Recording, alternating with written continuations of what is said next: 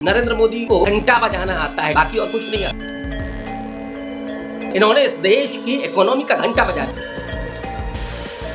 देश एक बहुत बड़े क्राइसिस में है और आरएसएस का कब्जा हर इंस्टीट्यूशन पर। आरएसएस कॉकरोच बन के संविधान की आत्मा को कुतरने का काम कर रहा है। क्या आरएसएस को बैन करना पड़ेगा? इनसे जितनी जल्दी मुक्ति मिलेगी तभी इस देश का कुछ हो सकता, अदरवाइज ये कुछ नहीं छोड़ेंगे, कुछ नहीं छोड़ेंगे।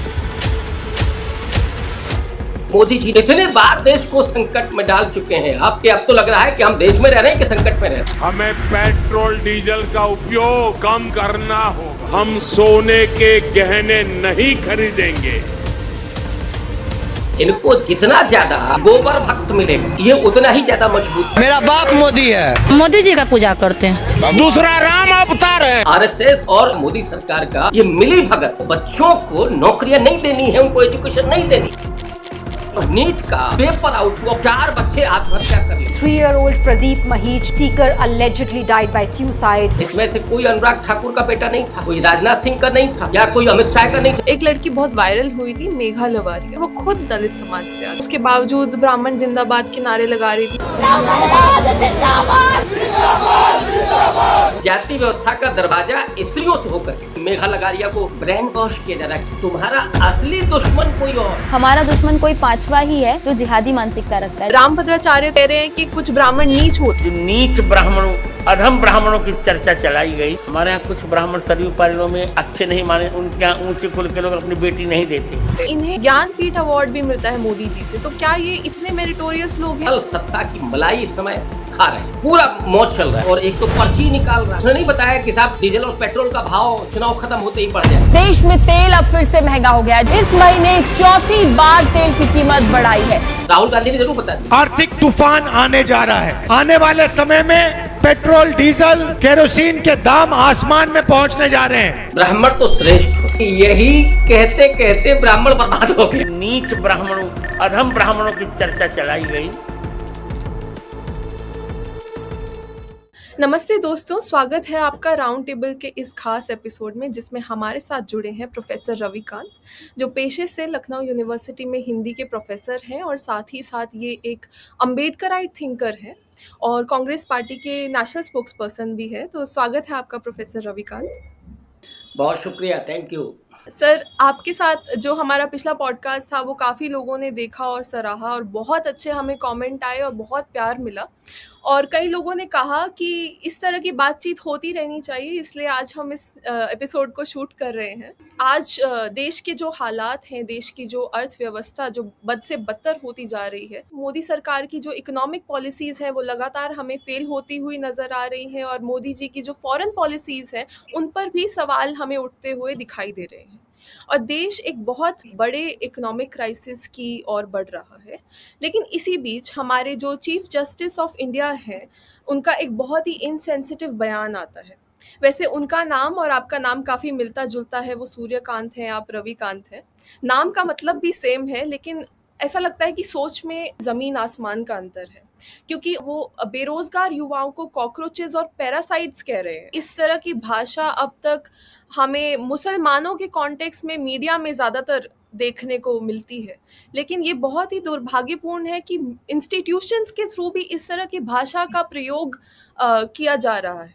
देखिए रितिका जी, राहुल गांधी जी बराबर इस बात को कह रहे हैं कि जो हमारे संवैधानिक संस्थान हैं उन पर कब्जा कर लिया गया है, चाहे वो विश्वविद्यालय हो, चुनाव आयोग हो, ईडी और सीबीआई हो, और यहाँ तक कि अब तो कोर्ट में भी वो हालात दिखाई पड़ रहे हैं। तो वो लोग, उस मानसिकता के लोग अब उन संस्थाओं पर बैठे हुए हैं जिन्होंने पहले दिन से संविधान पर कभी भरोसा नहीं किया, बल्कि संविधान की वो मुखालफत करते रहे। मैं सीधे तौर पर जिक्र कर रहा हूँ आरएसएस का। 30 नवंबर 1949 को आरएसएस ने अपने मुखपत्र ऑर्गेनाइजर में स्पष्ट तौर पर लिखा हुआ है, दर्ज है कि हमें ये संविधान स्वीकार्य नहीं है क्योंकि ये विदेशी है, इसमें भारतीयता के मूल्य नहीं है।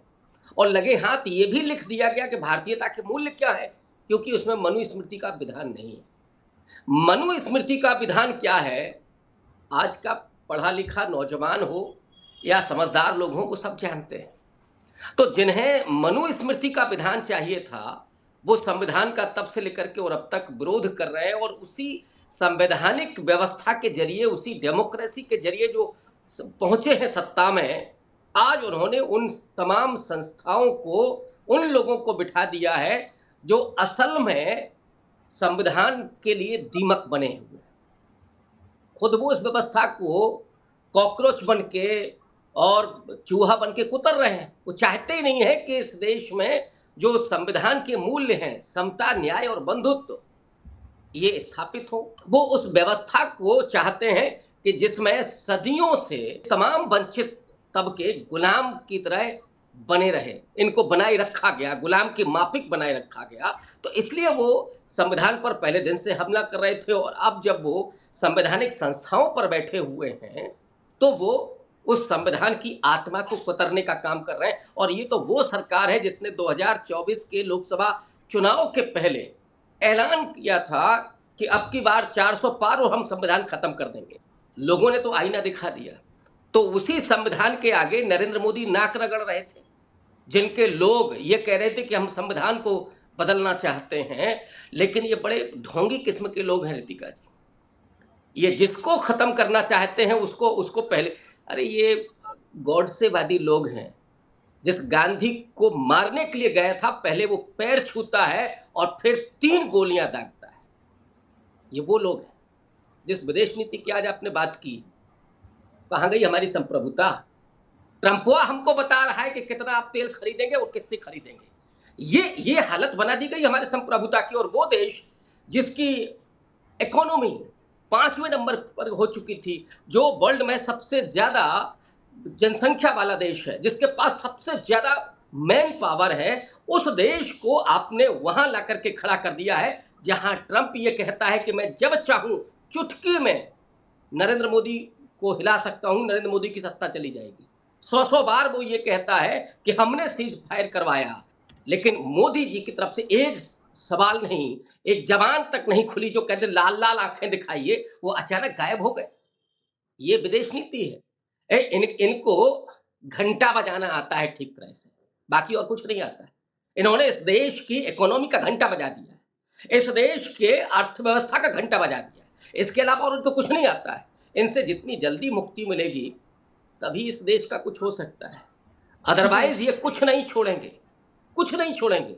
अभी गए हैं विदेश यात्रा पर और यहाँ कह रहे हैं आप विदेश यात्रा मत करिए, सोना मत खरीदिए, तेल मत खाइए, डीजल पेट्रोल मत खर्चिए। अरे साहब, आपने क्या बना दिया है देश को? पहले ताली और थाली बजवा रहे थे, अब आपने ये करवा दिया। इतने बार देश को संकट में डाल चुके हैं आप कि अब तो लग रहा है कि हम देश में रह रहे हैं कि संकट में रह रहे हैं। अब तो ये नहीं समझ में आता है। हम थोड़ा उबर पाते हैं, फिर एक संकट। ये संकट प्रायोजित है, ये संकट मोदी जी के द्वारा लाए गए हैं, क्योंकि न तो आपको देश चलाना आता है, न आपको इकोनॉमी चलानी आती है, और घमंड इतना है कि साहब हम विश्व गुरु हैं, इसलिए आप कोई एक्सपर्ट नहीं रखते हैं। देश चलता था, डॉक्टर मनमोहन सिंह जैसे इकोनॉमिस्ट प्रधानमंत्री थे, लेकिन तब भी उनकी एडवाइजरी कमेटी होती थी, इकोनॉमिस्ट होते थे। लेकिन आप ही सब कुछ हैं, आप ही अर्थव्यवस्था चला रहे हैं, आप ही विदेश नीति चला रहे हैं, आप ही इस देश की पत्रकारिता चला रहे, सब चला रहे। जी जी जी जी सर, मनमोहन सिंह वाले सवाल पर मैं आना चाहूंगी, लेकिन उससे पहले जैसा कि आपने कहा कि देश एक बहुत बड़े क्राइसिस में है और आरएसएस का कब्जा हर इंस्टीट्यूशन पर है। लेकिन आरएसएस के चीफ कभी कभी मीडिया में सामने आकर समरसता की बात करते हैं और कहते हैं कि दलित बहुजन भी आरएसएस का चीफ हो सकता है। लेकिन इनके जो आइकॉन्स रहे हैं, इनके जो प्रेरणा स्रोत रहे हैं, वो मनु जैसे लोग रहे हैं। वो मनुस्मृति को हमेशा जस्टिफाई करते रहे हैं, जबकि आपको भी पता है कि मनुस्मृति में क्या क्या लिखा है दलित और शूद्र समाज के बारे में और स्त्रियों के बारे में। तो उस पर अगर बात करना चाहेंगे। देखिए, मुझे लगता है ये वो लोग हैं, मैंने पिछले पॉडकास्ट में भी कहा था कि सावरकर जाते हुए अंग्रेजों से कह रहे थे कि प्रभु आप जा रहे हैं, डेमोक्रेसी मत दीजिए इस देश को, भले ही आप नेपाल के राजा के अधीन कर दीजिए, लेकिन राजतंत्र कर दीजिए। ये वो मानसिकता के लोग हैं जो अभी भी। और मोदी जी अब इधर नॉन बायोलॉजिकल हो गए हैं, खुद ही कह दिए हैं कि मुझे माँ के जाने के बाद ऐसा लगता है कि मैं पैदा नहीं हुआ। तब आप ईश्वर हो गए। जब आप ईश्वर हो गए तो फिर आप पर सवाल नहीं हो सकता। ये खेल क्यों है? जैसे ईश्वर पर तमाम धर्मों में गॉड पर कोई सवाल नहीं होगा, अब आपने लोकतंत्र में अपने आप को राजा ही नहीं अवतार भी घोषित कर लिया है, तो सवाल नहीं होगा। लोग डूबते हैं तो मर जाएं, कुछ भी हो जाए। अभी जरा सराफा बाजार में आप देख लीजिए, सोने के व्यापारी हैं। हाँ, सरकार ने, मोदी जी ने जो कहा है वो ठीक ही कहा होगा, लेकिन क्या करें, कहीं नौकरी वोकरी ढूंढने की कोशिश कर रहे हैं। उनको ये नहीं समझ में आ रहा है कि नरेंद्र मोदी को हमने प्रधानमंत्री बनाया है, तो हमारी पॉलिसीज तय होंगी। क्यों इतना गर्त में पहुंच गया देश, इसकी जवाबदेही किसकी है? नीट का पेपर आउट हुआ, पहली बार नहीं हुआ। 4 बच्चे आत्महत्या कर लेते हैं और धर्मेंद्र प्रधान जी बैठे हुए हैं, उनके ऊपर कोई जिम्मेदारी नहीं है। तो ये चल क्या, लोकतंत्र कहाँ है? तो राजतंत्र में तब्दील कर दिया। तो मनुस्मृति का जो विधान है उसमें वही है कि राजा का हुक्म ही अंतिम हुक्म है, और मोदी जी नहीं चाहते हैं कि शिक्षा मंत्री का इस्तीफा हो या किसी की जिम्मेदारी तय हो। इसीलिए राहुल गांधी जी ने कहा कि यहाँ पर जिम्मेदारी नहीं है, यहाँ पर वो जालसाजी है। ये आरएसएस और इस सरकार का, मोदी सरकार का ये मिली भगत है। लोगों, बच्चों को नौकरियां नहीं देनी है, उनको एजुकेशन नहीं देनी है। स्कूल कॉलेज आपने बंद कर दिए, बजट आपने बहुत कम कर दिया, शराब के ठेके तो खुल रहे हैं और जो सैर सपाटे हैं उस पर बजट जा ही रहा है। पार्लियामेंट में वहां पर बजट तो खर्च हो ही रहा है, तो वो थोड़ा सा प्रहसन करेंगे, बाकी फिर चुनाव पर केवल होगा। आपकी 3 ड्रेसें नहीं बदली। आपने नहीं बोला अंबानी और अडानी को आप दे दीजिए आधा। आपको याद होगा आजादी के जस्ट बाद जब देश बेहद गरीब था, भुखमरी का शिकार था, उस समय हैदराबाद के नवाब ने दिया था ना सोना, टनों सोना दिया था। अब हमारे जो धन्ना सेठ हैं, जो कुबेर हैं, वो दे देना, वो देने तो देश की अर्थव्यवस्था थोड़ी सुधर जाए। लेकिन वो ऐसा नहीं करेंगे, ना मोदी जी कहेंगे, ना वो ऐसा करेंगे, क्योंकि उन्हें तो वही मनुस्मृति का विधान है कि जो लोग वर्चस्वशाली हैं, जो बैठे हुए हैं उन संस्थानों पर, वो बहुजनों का सदियों से अमरबेल की तरह खून चूसते हैं, उस पर वो पल रहे हैं। वो कोई श्रम नहीं करना चाहते। ये वो देश है जिसमें शारीरिक श्रम का कोई मूल्य नहीं है, चाहे वो हमारे घर की महिला हो या वो बढ़ई हो, नाई हो, वो कुम्हार हो, क्या मूल्य है उसका? जूते बनाने वाला क्या कारीगर होता है, लेकिन कभी रिस्पेक्ट उसको मिलती? राहुल जी इस बात को कहते हैं कि रिस्पेक्ट होना चाहिए काम का। हर व्यक्ति को सरकारी नौकरी नहीं मिल सकती, ये बात बिल्कुल सही है, लेकिन सरकारी विभाग में एक चपरासी है तो क्या उसका रिस्पेक्ट नहीं होगा? हमारा संविधान व्यक्ति की गरिमा की बात करता है। आर्टिकल 21 व्यक्ति की गरिमा सबसे पहले, चाहे वो चपरासी हो, चाहे वो कलेक्टर हो, चाहे वो लोकसभा और विधानसभा में बैठा हो, उसकी सबकी गरिमा बराबर है, चाहे रिक्शा चला रहा हो। अब आपको हिम्मत कहाँ से आती है कि रिक्शे वाले को गाली दें, रिक्शे वाले को पीट दें? ये हम रोज सड़क पर देखते हैं, लेकिन शर्म नहीं आती उनको कोई फर्क नहीं पड़ता है। उस रिक्शे वाले की भी, उस मजदूर की भी उतनी ही गरिमा है, उतनी ही रिस्पेक्ट है। लेकिन मनुस्मृति ये बताती है कि जो शूद्र है, जो शारीरिक श्रम कर रहा है, इसका श्रम का कोई मूल्य नहीं है, ये तो सेवा है। शूद्र सेवा करेगा। जो वर्ण व्यवस्था बनाई गई, उस वर्ण व्यवस्था में सीधे है कि साहब ब्रह्मा के मुख से कौन पैदा हुआ, भुजाओं से कौन पैदा हुआ, जंघाओं से कौन पैदा हुआ और पैरों से कौन पैदा हुआ, ये सबको मालूम है पुरुष सूक्त में क्या लिखा हो। लेकिन उससे ज्यादा खतरनाक ये है कि शूद्र सिर्फ सेवा करेगा, संपत्ति जुटाने का, उसे शिक्षा हासिल करने का कोई अधिकार नहीं होगा, शस्त्र रखने का कोई अधिकार नहीं होगा। ये देश क्यों बार बार गुलाम हुआ? क्योंकि आपने इस देश की बहुसंख्यक आबादी को केवल छोड़ दिया कि आप केवल सेवा करेंगे। तो जो किसान था वो अपना खेत चला रहा है, उधर पता लगा कि 2 किलोमीटर की दूर पर युद्ध हो रहा है और उस युद्ध में जो हमारा राजा है वो हार रहा है। कोई फर्क नहीं पड़ रहा उसके साथ। क्यों पड़ेगा?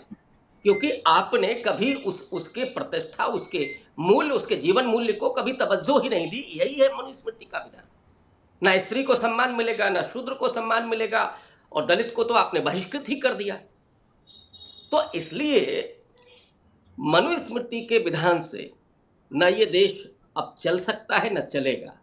वो खामाखा ये जो कर रहे हैं उससे देश बिखर जरूर सकता है, लेकिन उसी संविधान में ये ताकत है कि वो बिखरने नहीं देगा। मुझे पूरा विश्वास है उत्तर से लेकर के दक्षिण तक, चाहे वो हमारा कश्मीर हो और गुजरात हो, ये देश इतनी आसानी से नहीं टूट सकता है, ये अंग्रेज कोशिश करते करते मर गए, चले गए यहाँ से, ये तो बहुत छोटे हैं, इनकी वो ताकत नहीं है कि वो कर लें, कि षड्यंत्रकारी जरूर है। जी, जी। सर, आपने बीजेपी और आरएसएस के नेक्सस की बात की। हम सभी को पता है कि मोदी सरकार के पीछे आरएसएस का हाथ है। तो क्या इस देश में अगर समानता लानी है, तो क्या आरएसएस को बैन करना पड़ेगा? क्योंकि आरएसएस की जड़ में हमने बात की कि असमानता है। रिसेंटली स्टालिन के जो बेटे हैं उदयनिधि स्टालिन, उन्होंने भी बोला था कि ऐसे सनातन को जो समानता की बात नहीं करता या जिसके सेंटर में इक्वालिटी नहीं है, उसे जड़ से ख़त्म कर देना चाहिए। तो क्या आपको लगता है कि आरएसएस जैसी संस्थाओं पर बैन लगाना चाहिए और बैन लगाना पड़ेगा अगर देश में इक्वालिटी लानी है? देखिए, राहुल गांधी जी बहुत स्पष्ट रूप से इस बात को कह रहे हैं और संभवतः कुछ राज्यों में आरएसएस के बैन की बात भी हो रही है, और इसलिए हो रही है, आरएसएस पर ऑलरेडी 3 बार बैन लग चुका है। गांधी जी की हत्या के समय बैन लगा, फिर जब बाबरी मस्जिद का विध्वंस हुआ उस समय लगा, और आपातकाल के दौरान 3 बार आरएसएस को प्रतिबंधित किया गया। और आरएसएस को अब कौन कहेगा कि सांस्कृतिक संस्था है? ये दिखाई दिए कोरोना काल में? आपको कहीं दिखाई दिए हो? बता दीजिए मुझे कि कहीं सेवा कर रहे हो साहब। आप मुझे ही बता दीजिए, कोरोना काल में कोई मंदिर खुला था क्या कि आरएसएस ने फला मंदिर को खुलवाया? या उस समय कोरोना काल में जब दवाइयों की कालाबाजारी हो रही थी, उस समय कोई आरएसएस का स्वयंसेवक दिखाई दिया आपको मेडिकल स्टोर पर कि वो कह रहा है कालाबाजारी नहीं होगा? या इस समय आपको कोई दिख रहा कि सिलेंडर लेके कह रहा है कि आपके घर में नहीं है, हम पहुंचाएंगे? कोई आपको दिखा? जो क्राइसिस है उस समय कभी नहीं दिखते। ये केवल सत्ता की मलाई इस समय खा रहे हैं, पूरा मौज चल रहा है आरएसएस में। तो ये पहले दिन से इन्हें राजनीतिक सत्ता स्थापित करनी थी और इस देश को हिंदू राष्ट्र, वही मनुस्मृति के आधार पर हिंदू राष्ट्र इनको बनाना था, ये इनका संकल्प रहा है। लेकिन ये भूल गए कि डॉक्टर अंबेडकर ने इनको बहुत पहले समझ लिया था। नेहरू जी तो समझ ही रहे थे, लेकिन सबसे ज़्यादा अगर किसी ने समझा था तो वो डॉक्टर अंबेडकर थे। और डॉक्टर अंबेडकर ने स्पष्ट रूप से कहा था कि हिंदू राष्ट्र अगर बनता है तो इस देश के दलितों के लिए सबसे बड़ी आपदा साबित होगा, इसलिए इसे किसी भी कीमत पर रोका जाना चाहिए। डॉक्टर अंबेडकर हिंदू धर्म के खिलाफ कब जाते हैं? उन्होंने पूरी कोशिश कर ली और उन्होंने कहा कि हिंदू कुछ भी हो, वो एक नेशन नहीं बन सकता, क्योंकि उसमें फ्रेटर्निटी नहीं है, भाईचारा नहीं है, समानता नहीं है, उसकी बुनियाद में ही नहीं है। अगर आप ये कर लेते हैं, और सनातन शब्द तो बुद्धिज्म से आए, सनातन किसी धर्म का शब्द नहीं है, वो धार्मिक शब्द है ही नहीं। सनातन का मतलब है कि जो निरंतर चल रहा है वो सनातन है, वो उसका संबंध हिंदू धर्म से नहीं है, शब्द तो बुद्धिज्म से आया।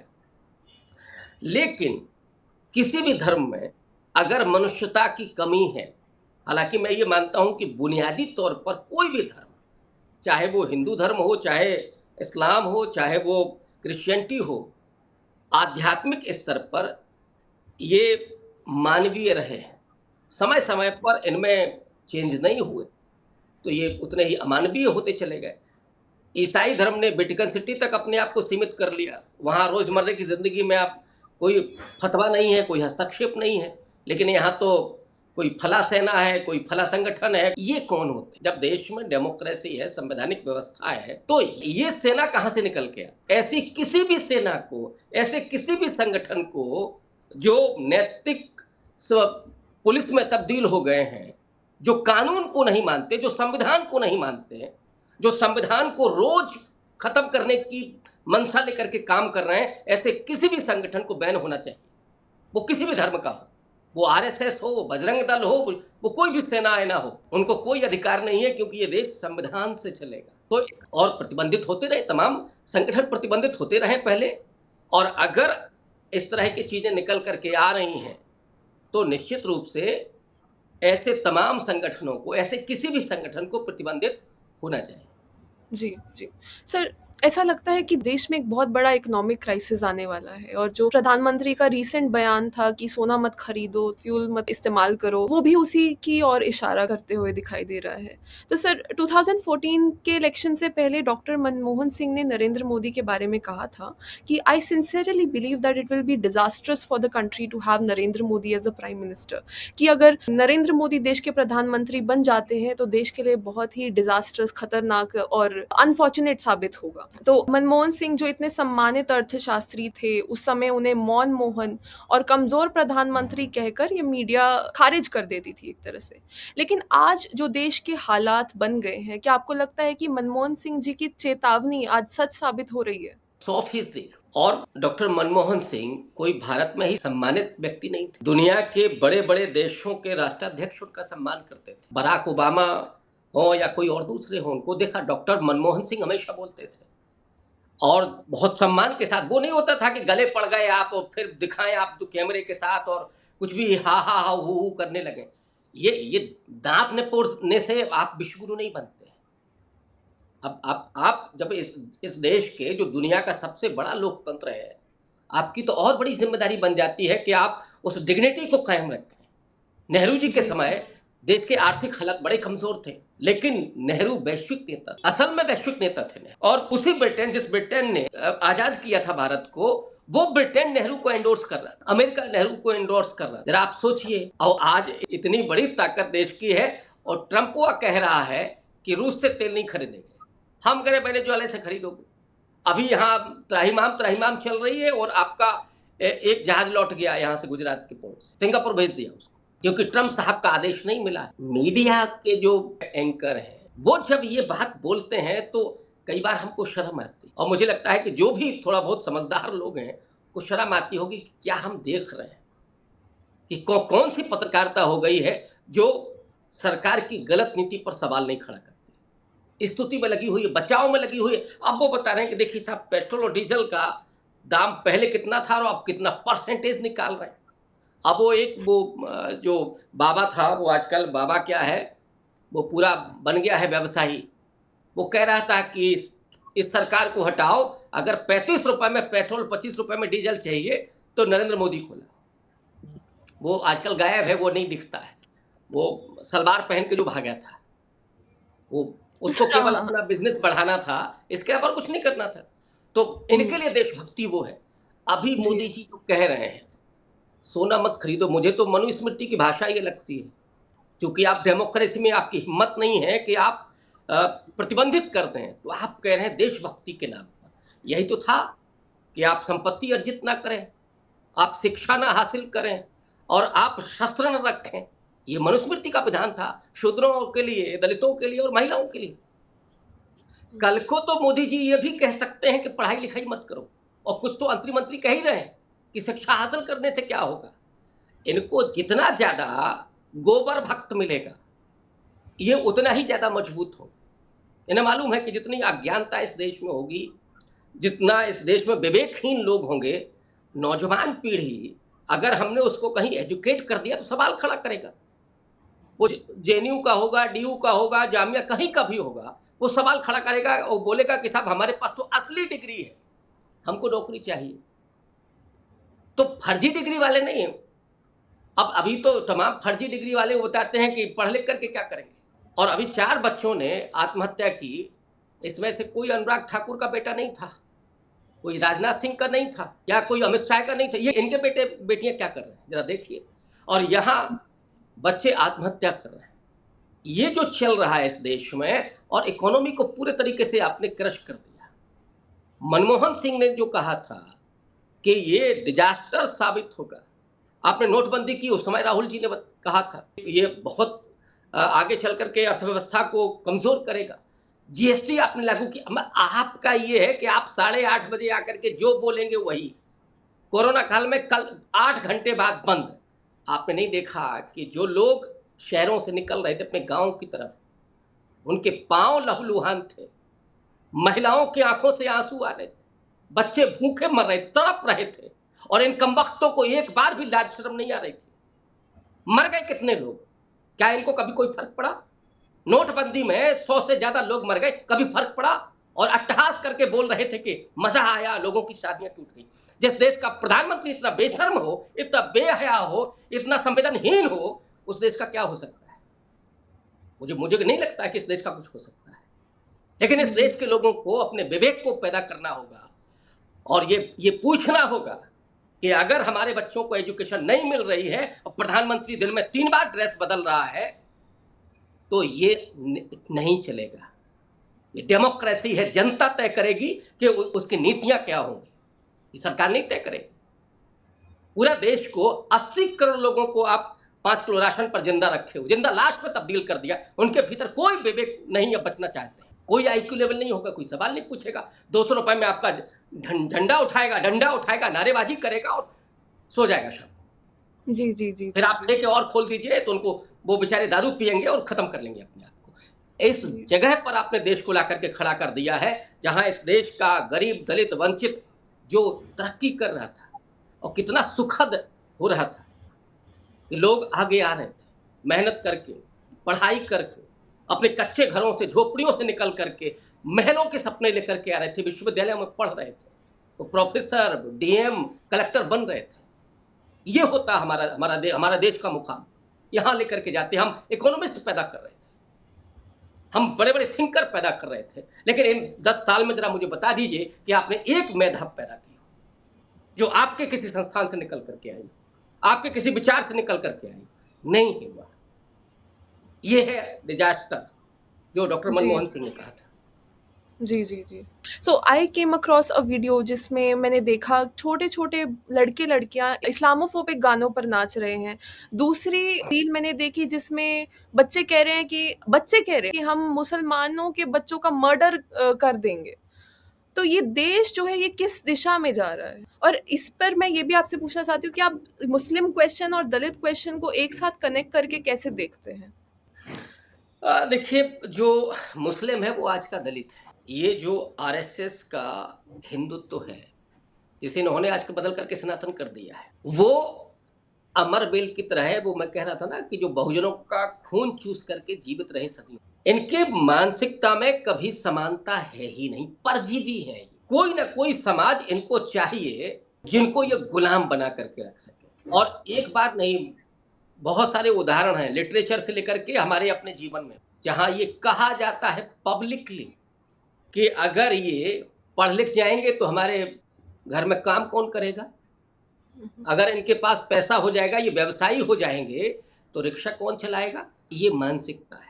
इन्होंने पहले दलितों, पिछड़ों के साथ किया, अब इनको लग रहा है कि आसान टारगेट मुस्लिम है और धर्म के आधार पर नफरत पैदा करना, हिंसक बनाना।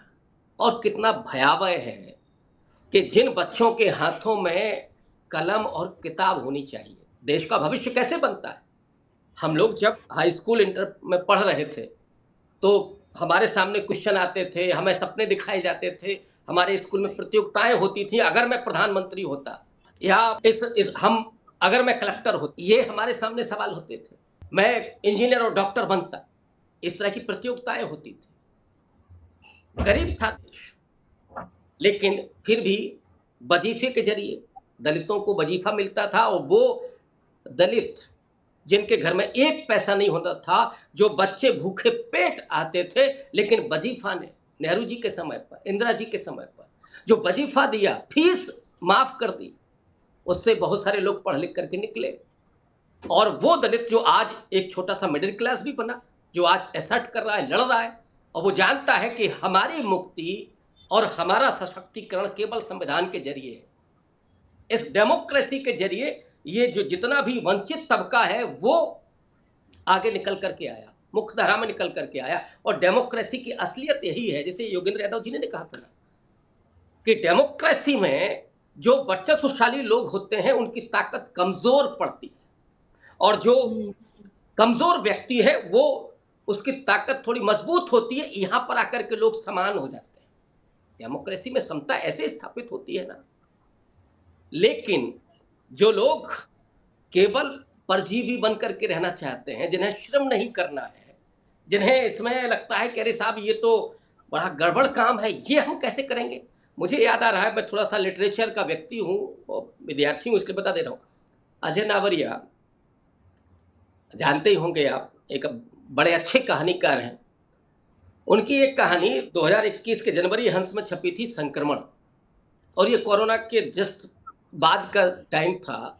एक प्रोफेसर है जो जापान जाता है और वहाँ देखता है कि बड़े साफ सफाई है, एयरपोर्ट से उतरते ही जांच हो रही है। तो उनको बताया जाता है कि नहीं, यहाँ पर ये सिखाया जाता है बच्चों को कि आप स्वच्छ रहें, गंदगी को साफ करना सिखाया जाता है। ये नहीं सिखाया जाता है कि गंदगी से दूर रहें या जो गंदगी को साफ कर रहा है उसको ही दूर कर दीजिए।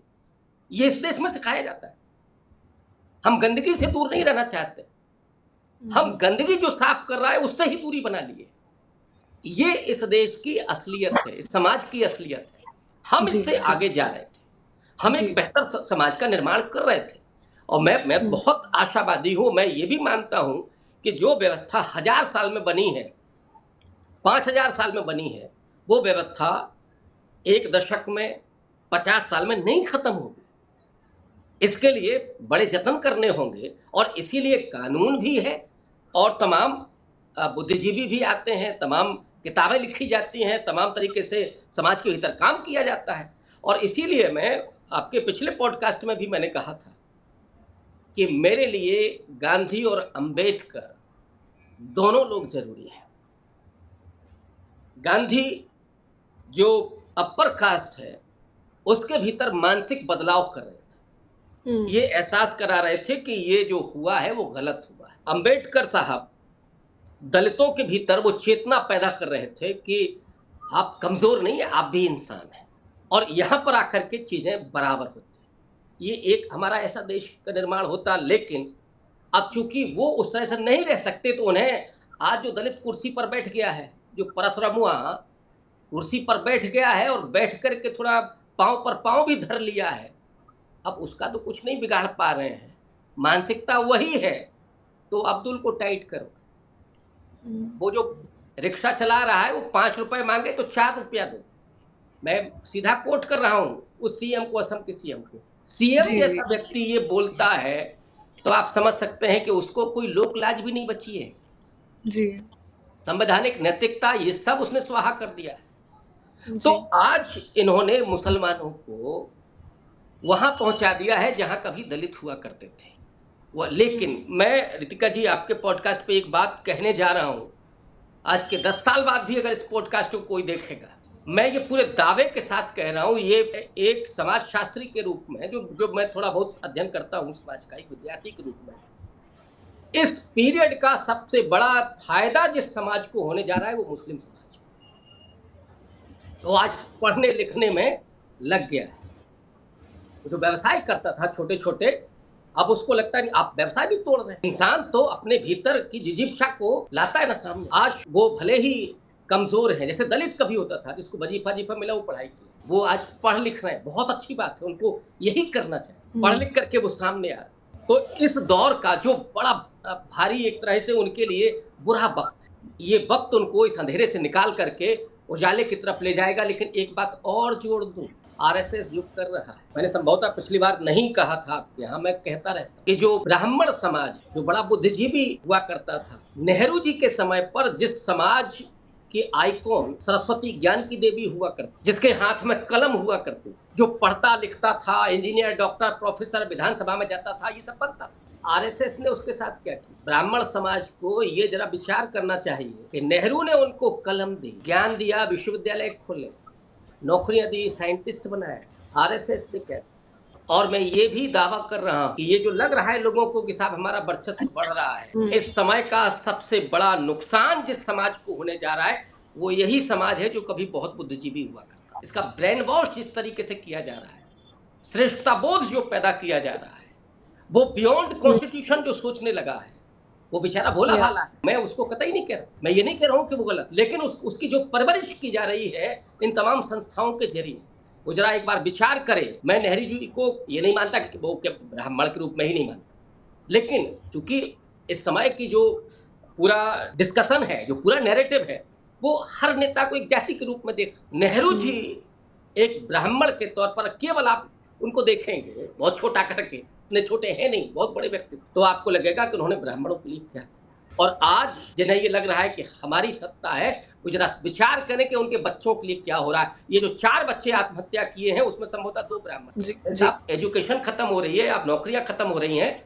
तो क्या दलित का नुकसान हो रहा है? क्या अब्दुल टाइट हो रहा है? आपके बच्चों का क्या? जरा इस पर विचार करें। ये भूल करके कि किसी ने क्या कमेंट कर दिया, उस कमेंट पर ही आप लग गए। आपके हाथ में जो चीज पकड़ाई गई है, जो आइकॉन पकड़ाए गए, वो जरा गौर कीजिए। ज्ञान की देवी सरस्वती और कलम की जगह पर जो आपको पकड़ाया गया है, मैं जानबूझ करके बोलना नहीं चाहता, मैं विवाद नहीं पैदा करना चाहता, लोगों को सिर्फ विचार करने की जरूरत है कि आज हमारे बच्चों को दिया क्या जाए, तो समाज भी वैसे ही बनेगा, नुकसान भी आपका ही हो। इसी सवाल को सर मैं एक्सटेंड करना चाहूंगी कि एक कास्ट सोसाइटी में कास्ट को लेकर जो सबकी ट्रेनिंग होती है वो बचपन से ही शुरू हो जाती है। आज एआई और मॉडर्न एजुकेशन के दौर में भी जब हमें इंस्टाग्राम पे या और भी सोशल मीडिया प्लेटफॉर्म जैसे ट्विटर पे इस तरह की बातें देखने को मिलती है कि ब्राह्मण जीन्स आर द बेस्ट और Brahmin boys only allowed to comment Brahmin girl, something like that, keeps happening. इस तरह के ट्रेंड हमें देखने को मिलते हैं जिसे कल्चरल प्राइड कहा जाता है, लेकिन एक्चुअल में वो कास्ट प्राइड है जैसा कि हम जानते हैं। तो मेरा सवाल ये है सर कि जहां दुनिया भर के जेनजीज जो है वो पॉलिटिकली अवेयर हो रहे हैं और अपनी सरकारों के खिलाफ प्रोटेस्ट कर रहे हैं,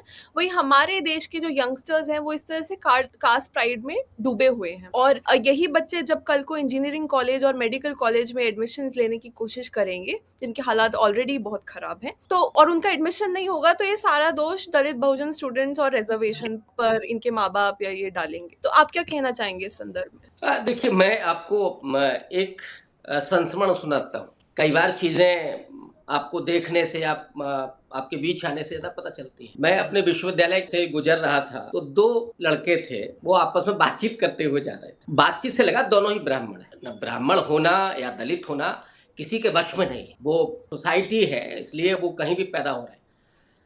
तो एक कह रहा है कि ब्राह्मण तो श्रेष्ठ होता है, मैं सुनते जा रहा हूं उस बात को। दूसरा कह रहा है कि यही कहते कहते ब्राह्मण बर्बाद हो गया, और दोनों ही ब्राह्मण।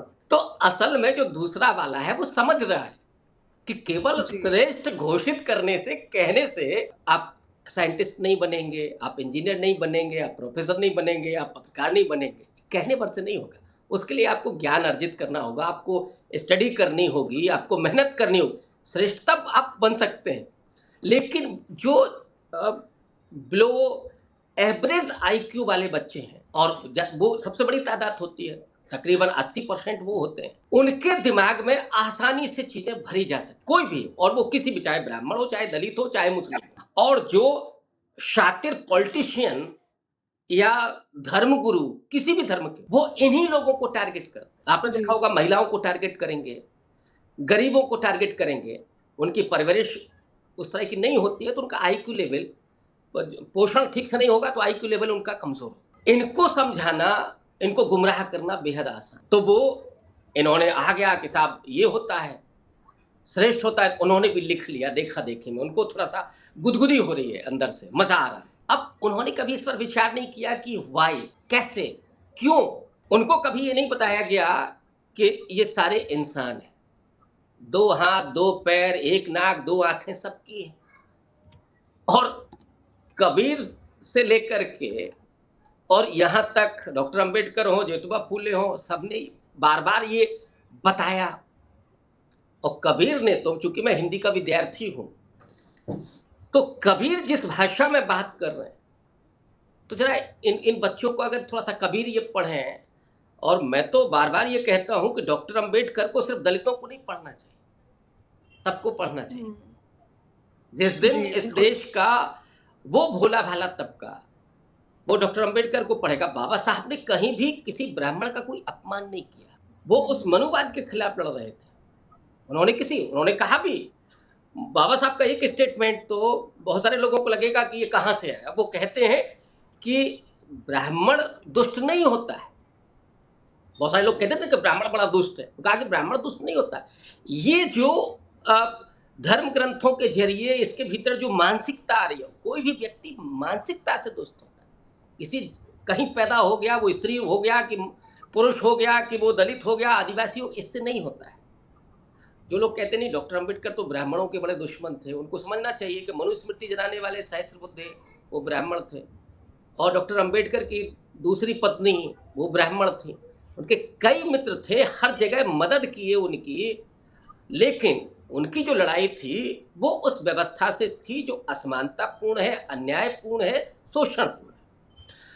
तो अभी जो चीजें हो रही हैं वो बेहद, मुझे लगता है कि मनुष्यता के लिए बड़ी खतरा है। और जो उनको लग रहा है कि ये प्राइड है, इस प्राइड से आपको कुछ नहीं मिलेगा। अब जी, उसकी जी, देखा जी। देखी क्या होता है कि द ग्रेट चमार भी लिखा जाता है। ये जो ग्रेटनेस हाँ, है, मुझे तो ये नहीं समझ में आ रहा है कि राइट। ये ग्रेटनेस, और फिर भारत भी विश्व गुरु बन गया, तो आप केवल ग्रेट हम्म। कहने भर से अगर ग्रेट हो जाए बहुत अच्छा है, फिर तो कोई जरूरत ही नहीं है। लेकिन ये छद्म है, और ये भोले भाले बच्चों को कुछ शातिर लोग गुमराह करके, उन्हें संगठित करके, और जैन जी की आपने बात की, बहुत मुझे लगता है बहुत मीनिंगफुल ये सवाल है। जब पूरे दुनिया के कई देशों में जेनजीज अपने कंसर्न के लिए खड़े हो रहे हैं, हम अपने पड़ोस में हमने देखा, आपने पिछले दिनों देखा होगा कि यूजीसी को लेकर के यूथ दो धड़ों में बट गया। मैंने किसी भी विश्वविद्यालय में नहीं देखा कि यूजीसी जो रेगुलेशन आया था उसका किसी सामान्य सवर्ण विद्यार्थी ने विरोध किया। किसने विरोध किया? एबीवीपी ने, करणी सेना ने, और एक दो कुछ बाबा टाइप के लोग थे, उन्होंने। इसमें सामान्य सवर्ण कहाँ है? किसी ने नहीं विरोध किया। एक तो उन्होंने बहुत ध्यान भी नहीं दिया, और दूसरा उस रेगुलेशन में केवल लोगों को गुमराह, वो बनाया तो गया बिल्कुल नक्शतंत्र विहीन, लेकिन गुमराह कर दिया। तो आपने सीधा यूथ को डिवाइड कर दिया। वो यूथ जो एजुकेशन के मुद्दे पर, जो रोजगार के मुद्दे पर एक साथ खड़ा होता, सरकार की नाकामियों को बेपर्दा करता, जो सरकार के खिलाफ प्रोटेस्ट करता, उसी को आपने विभाजित कर दिया। ये बेहद शातिराना चाल, जैन जी को पूरी तरीके से विभाजित कर दिया यूजीसी रेगुलेशन के नाम। और उधर सवर्णों को लग रहा गणेश साहब इससे तो पता नहीं क्या हो जाएगा, उनको भी गुमराह, वो पढ़ना लिखना तो समझना तो चाहते ही नहीं है कोई भी। इस देश में जो चल रहा है, मुझे लगता है ये पूरी दुनिया में होगा, जो सोशल मीडिया का है, कि वो कहते हैं ना कि इधर से आया वो भेड़िया आया, लेकिन किसी ने ध्यान ही नहीं दिया भेड़िया आया कहाँ से है कि नहीं है, भेड़िया आया बस। तो उसी तरह का ये चल रहा है कि वो प्राइड चल रही है। तो आप प्राइड के वजह से अगर आप डॉक्टर इंजीनियर हो जाएं, आईएएस प्रोफेसर हो जाएं, तो बहुत अच्छा है। तो मैं तो कह रहा हूँ ये प्राइड सबको पुड़िया में बंद करके बांट दो, सबको चूरन की तरह, कि ये लो, ये खाओ और हासिल करो।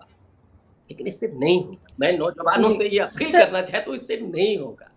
आप इससे बाहर निकलिए। अगर आपको एक बेहतर समाज बनना और बनाना है तो इनसे बाहर। यूजीसी कंट्रोवर्सी के मामले में एक स्पेशल केस मैं हाईलाइट करना चाहती हूँ। हमने बात की कि किस तरह से बच्चों को ब्रेन वॉश करना कितना आसान हो जाता है। तो एक लड़की बहुत वायरल हुई थी, मेघा लवारिया, जो यूजीसी का विरोध कर रही थी, और वो खुद दलित समाज से आती हैं, लेकिन वो उसके बावजूद ब्राह्मण जिंदाबाद के नारे लगा रही थी, और एक इंटरव्यू में ये कह रही थी कि देश में जाति प्रथा जैसी कोई चीज़ नहीं है, सिर्फ सनातन है, और आप सुबह में ब्राह्मण हो सकते हैं क्योंकि आप सुबह उठ के पूजा कर सकते हैं, दोपहर में शूद्र हो सकते हैं क्योंकि आप ऑफिस जाकर काम करते हैं, और शाम में आप कोई भी जाति हो सकते हैं। तो ऐसा लग रहा है कि जिस तरह से आरएसएस दलित बहुजन बच्चों को ब्रेन वॉश करती है, उसी तरह का ये ब्रेन वॉश होकर आई हैं। तो ऐसे दलित बहुजन बच्चों को आप क्या कहना चाहेंगे?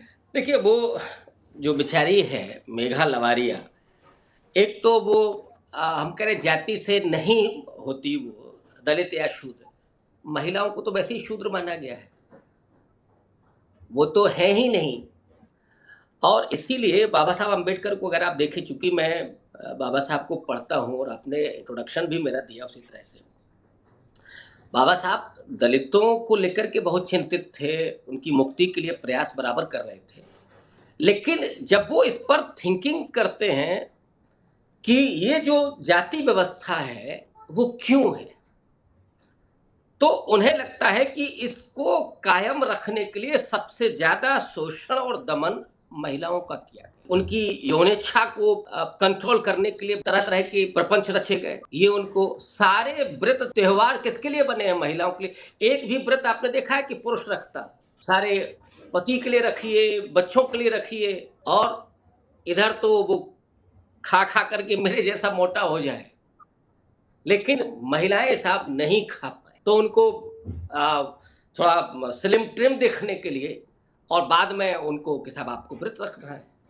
ये जो खेल है। और दूसरा, जाति व्यवस्था को बनाए रखने के लिए एक व्यवस्था वही मनुस्मृति के विधान के जरिए खास करके गुप्त काल में बनी, शुंग काल से लेकर के और गुप्त काल तक, कि समाज में अगर स्त्री का पति मर जाए तो जो विधवा हो जाती तो उसको तो आपने सती कर दिया। और सती कैसे की जाती थी? अंग्रेजों ने कई इस तरह के संस्मरण लिखे हैं कि उनको लाठी और डंडे से चिता पर पीट पीट करके ढोल नगाड़े बजा करके उनको सती किया जाता था। वो चीखती थी, चिल्लाती थी, जिंदा उनको मार दिया जाता। इतना अमानवीय समाज। दूसरा, अगर पुरुष विधुर हो जाए, भाई ये कहा गया ना कि वो प्रेम करती थे, तो फिर पुरुष प्रेम नहीं करता है, इसको भी चिता पर जला दिया जाए, लेकिन वो इसके लिए नहीं होता था। उसके लिए कोई दूसरी लड़की उसको ब्याह दी जाती थी। और ये खेल क्यों होता था? क्योंकि स्त्री कहीं और जाकर के शादी ना कर ले, किसी दूसरी जाति में चली ना जाए, किसी के साथ ना चली जाए। और ये जो पुरुष है, ये कहीं किसी दूसरी जाति के महिला के साथ ना चला जाए, इसलिए इसको एक बालिका पकड़ा था। भयानक अमानवीयता। और ये सब में ही था। फूलन देवी की अगर आप आत्मकथा जीवनी को पढ़ेंगे तो जो उनका पति था, उसने जो किया था, जो अत्याचार, जो क्रूरता की थी, वो क्रूरता आपको हिला देगी अगर आप पढ़ लेंगे उसको। तो ये जब चल रहा, और ये इसके लिए था कि ताकि ये यौनिकता पर उसको कंट्रोल करके जाति ये ना कहीं से बिखरे, जाति ना टूटे। इसलिए बाबा साहब ने स्त्री शिक्षा पर सबसे ज्यादा जोर दिया। और वो ये कहते हैं कि जाति व्यवस्था का दरवाजा स्त्रियों से होकर के जाता है। अगर ये पढ़ लिख गए, इन्हें अपना मनुष्य होने का आभास हो गया, इन्हें अपने अधिकार समझ में आ गए, तो फिर ये व्यवस्था टूटेगी। और वो इसीलिए इंटरकास्ट मैरिज पर, इंटर रिलीजन मैरिज पर जोर देते थे कि उससे ही जाति व्यवस्था तभी टूटेगी जब इस तरह की शादियां होंगी। और एक और मैं बात कह दूं जो अक्सर लोग नहीं कहते हैं, कि यहाँ पर आते आते गांधी जी भी समर्थक हो गए थे डॉक्टर अंबेडकर के इन विचारों के। गांधी जी के सेक्रेटरी भोला भाई देसाई के बच्चे को उन्होंने अपनी गोद में खिलाया था। जब उसकी शादी का कार्ड आया तो बापू ने उसको चिट्ठी लिखी कि बेटा, मैं तो चाहता हूं कि तुम्हारी शादी में आता, लेकिन मैं इसलिए नहीं आऊंगा क्योंकि मैंने ये संकल्प लिया है कि मैं उसी शादी में जाऊंगा जो इंटरकास्ट मैरिज होगी। अंबेडकरवादी कभी ये नहीं बताते कि डॉक्टर अंबेडकर के विचारों से गांधी जी कितना प्रभावित हो रहे थे और कितना रिस्पेक्ट किया। ये जो भी प्राइड की बात हो रही थी ना, गांधी जी वो तो जन्मजात प्राइड से युक्त थे, लेकिन वो जानते थे कि हमें जो समाज में बना दिया गया अछूत है उसको रिस्पेक्ट करना है। हमेशा डॉक्टर अंबेडकर कहते थे, कभी उन्होंने भीमराव नहीं कहा, जबकि उम्र में बाबा साहब उनसे छोटे थे। नेहरू जी बराबर रिस्पेक्ट करते थे। तो ये जो हम देश बना रहे थे कि रिस्पेक्ट पैदा हो, महिलाओं के प्रति रिस्पेक्ट। आप जरा बाबा साहब अंबेडकर का देख लीजिए, महिलाओं के प्रति उनके भाषा में रिस्पेक्ट। अधिकार तो उन्होंने दिए, श्रम कानून से लेकर के और दूसरी चीज मैटरनिटी लीव। मैं तो कई बार अपने विश्वविद्यालय में कहता हूं कि जिन महिलाओं को यह पता चल जाएगा जबकि मैटरनिटी लीव डॉक्टर अंबेडकर के जरिए मिली, तो वो बजाय वो घंटा हिलाने के डॉक्टर अंबेडकर के चित्र पर माला चढ़ाएंगे। ये उनको तब समझ में आएगा कि नेहरू जी ने और डॉक्टर अंबेडकर ने महिलाओं के अधिकार के लिए क्या किया। ये बात समझनी पड़ेगी। और जो आपका सवाल था कि वो दलित और बहुजन समाज के नौजवान, अब वो बेचारे, उनका वही है कि जो बिलो एवरेज जो IQ लेवल है, उनको थोड़ा सा ये कोई रिस्पेक्ट नहीं दिया कि मेघा लगारिया को बड़ा रिस्पेक्ट मिल रही हो। ब्रेन वॉश किया जा रहा है कि नहीं, जाति व्यवस्था तो बड़ी समरसता लाएगी समाज में, और तुम्हारा असली दुश्मन कोई और है, उसको शिफ्ट किया जा रहा है।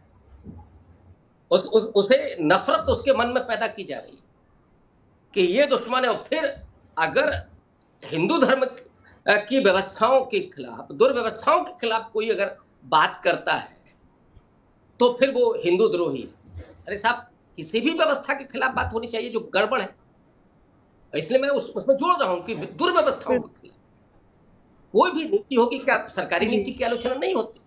ऐसे ही किसी भी धर्म और समाज की जो विद्रूपताएं हैं आउटडेटेड हो जाती हैं ना, समय के साथ वो चीजें बदलती हैं और हमें आलोचना करनी पड़ती है।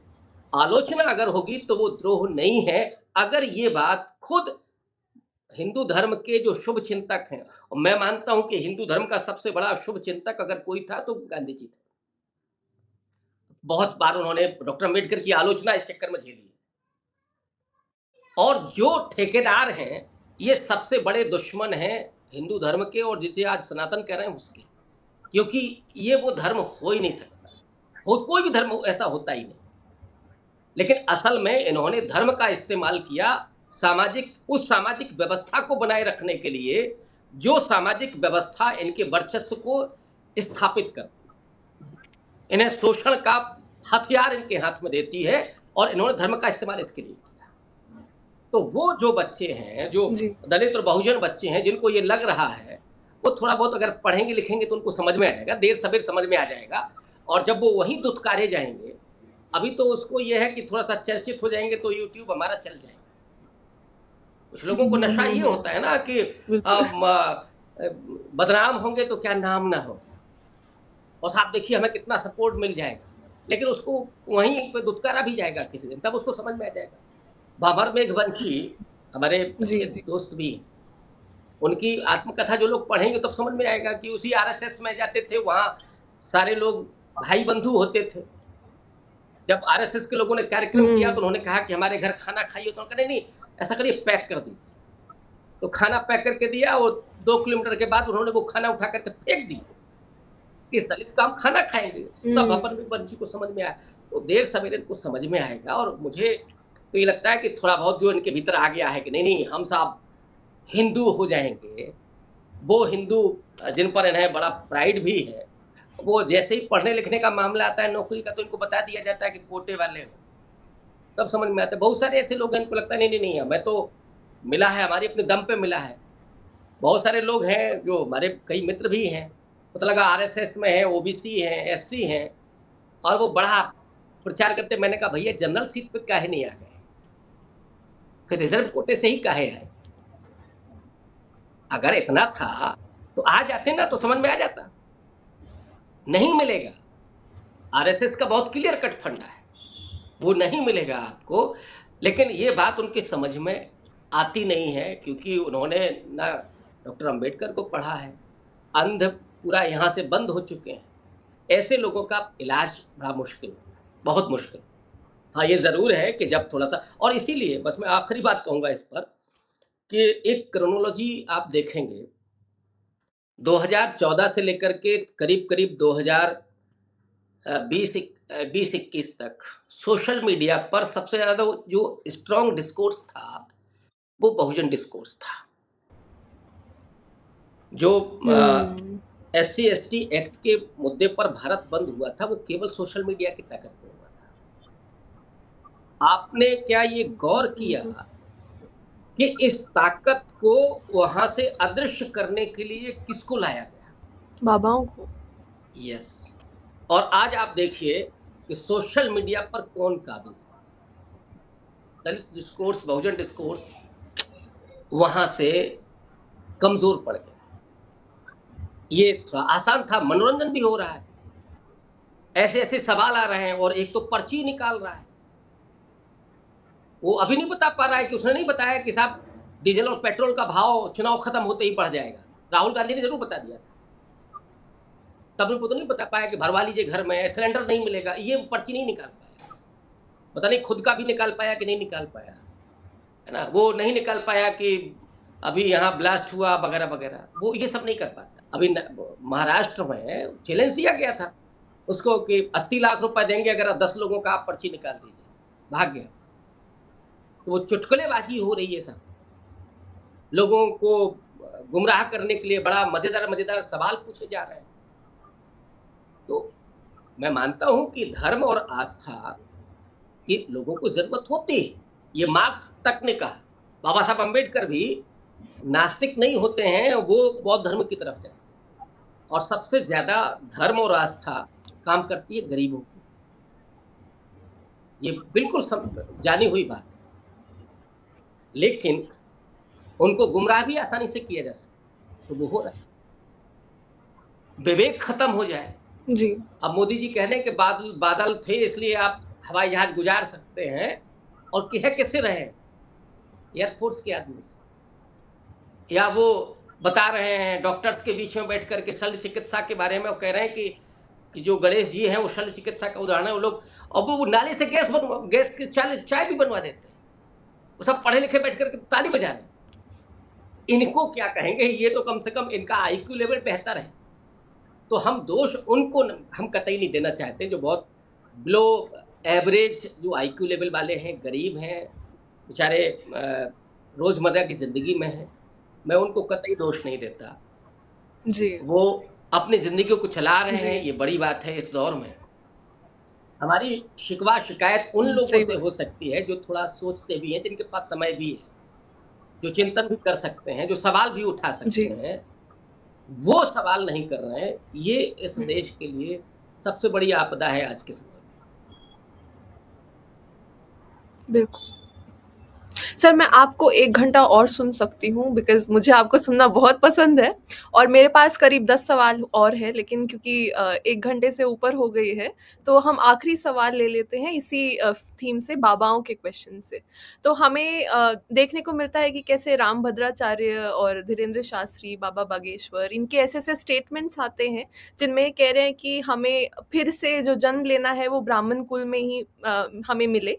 और रामभद्राचार्य तो ब्राह्मणों के भी बीच में कह रहे हैं कि कुछ ब्राह्मण नीच होते हैं, और इन्हें तो ज्ञानपीठ अवार्ड भी मिलता है मोदी जी से। तो क्या ये इतने मेरिटोरियस लोग हैं जो इन्हें ज्ञानपीठ अवार्ड दिया जा रहा है सरकार द्वारा? अब उनके मेरिट पर क्या कहा जाए, उनके स्टेटमेंट पर ही आप समझ लीजिए कि रामभद्राचार्य तो कुछ ब्राह्मणों को भी नीच कह देते हैं। या पर्ची वाला तो अभी मैंने कहा ही कि वो ये नहीं बता पा रहे हैं कि साहब डीजल पेट्रोल का भाव इतना हो जाएगा, वो बता देते तो मैं मान लेता कि हाँ मेरिट है। चलो जो भी है आपके पास, या और जितने इस तरह के लोग हैं, वो मुझे नहीं लगता है कि वो कोई आध्यात्मिक गुरु है।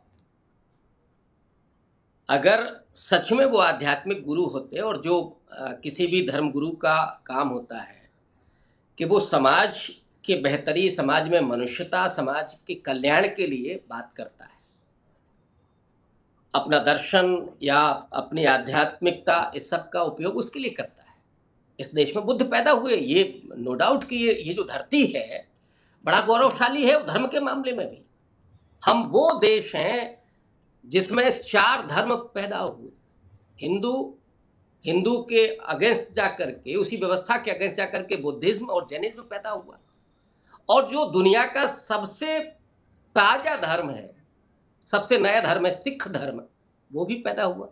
4 धर्म हमने पैदा किए, और 4 धर्म के लोगों को हमने वेलकम किया। वो उसमें ईसाई, इस्लाम, पारसी और यहूदी। हम ऐसे देश हैं जहां पर 8 बड़े धर्म दुनिया के इस देश में हैं, और एक पूरी दार्शनिक परंपरा हमारी है। आप सांख्य दर्शन से शुरू कीजिए, और हमारा पहला ही दर्शन अनीश्वरवादी है, वहां से आप शुरू कीजिए। और हमारी फिलॉसफी में तो बार बार सवाल आता है, शुभ अशुभ का सवाल है, ईश्वर है कि नहीं है, इसको लेकर के चर्चा है। लेकिन अभी इसलिए मैं कहता हूं ना कि ये लोग न तो आध्यात्मिक है, न इनको धर्म आता है। ये मूढ़ लोग हैं, और इसीलिए लोगों को भी ये मूढ़ बनाना चाहते हैं। इनकी मान से वो ये पॉलिटिकली एक तरह से गवर्न है, वो सारा काम उनका उस तरह से चल रहा है। तो एक लंबी बहस है इस देश में। आध्यात्मिक रूप से हम बेहद समृद्ध हैं। पाश्चात्य दर्शन के सामने अकेला भारत का दर्शन टकराता है। लेकिन अभी जो लोग हैं वो पॉलिटिकल चीज़ें कर रहे हैं। मुझे नहीं लगता है कि वो कोई धर्मगुरु हैं, और उनकी मेरिट जैसी है वो तो उनके आप भाषा से समझ सकते हैं। उनकी मेरिट असल में नफरत अच्छी पैदा करती है। उनकी मेरिट विभाजन की फसल बड़े अच्छे से पैदा कर सकती है। इनकी मेरिट सृजन नहीं कर सकती, इनकी मेरिट देश के डेवलपमेंट में सहयोग नहीं कर सकती, इनकी मेरिट केवल इस देश में असमानता और अन्यायपूर्ण व्यवस्था को बनाए रखने में ही कारगर हो सकती है। इसलिए मैं उन पर कोई टिप्पणी नहीं करूंगा, क्योंकि वो पॉलिटिकली गवर्न लोग हैं, वो कोई आध्यात्मिक गुरु नहीं है। आपका बहुत बहुत धन्यवाद रविकांत सर, आपने इतने सेंसिटिव टॉपिक्स पे हमारे साथ बात की जो बहुत ज़रूरी हैं और बहुत कंट्रोवर्शियल भी हैं, लेकिन आपने बहुत ही इम्पार्शियल और बहुत ही इंटेलेक्चुअल तरीके से अपनी बात रखी बिना किसी बायसेस के, और मैं समझती हूँ कि सब बहुत कम लोग ऐसे हैं आज के दौर में जो ऐसा कर पाते हैं। तो इसके लिए बहुत बहुत शुक्रिया आपका, और आशा करती हूँ कि हमारी ऑडियंस को ये पॉडकास्ट बहुत पसंद आएगा और ये कॉन्वर्जेसन बहुत यूज़फुल लगेगी। कृपया हमारे पॉडकास्ट पर कमेंट करके हमें बताइए कि आपको ये पॉडकास्ट कैसा लगा।